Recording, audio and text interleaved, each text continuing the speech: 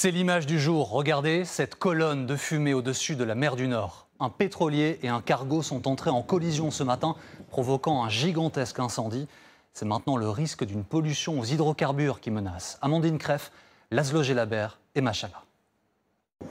Au milieu des flammes et d'impressionnants panaches de fumée, les deux bateaux sont à peine perceptibles.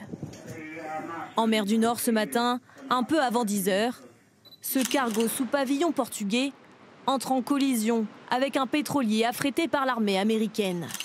Ce dernier était ancré à une vingtaine de kilomètres des côtes britanniques quand est arrivé droit sur lui le porte-container qui se dirigeait vers les Pays-Bas et naviguait en ligne droite à vitesse constante.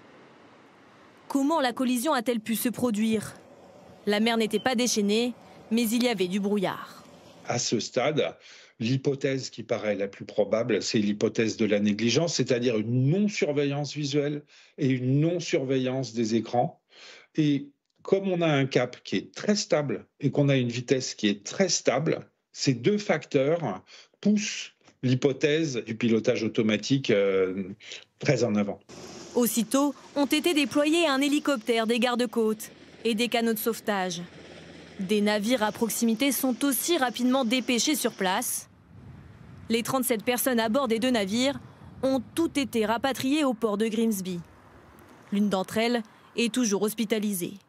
Le pétrolier transportait du kérosène, un carburant extrêmement inflammable. Le choc de la collision a provoqué une fissure sur l'un des réservoirs. Les autorités surveillent les risques de pollution. S'il y avait eu un chargement de pétrole brut, ça aurait fait une grosse marée noire, effectivement. Là, je vous dis, comme c'est du kérosène, il va brûler. Autre inquiétude, les 15 containers de cyanure de sodium, hautement toxiques, sur le navire portugais. Ce soir, le feu est toujours en cours. L'enquête devra déterminer les causes exactes de cet accident.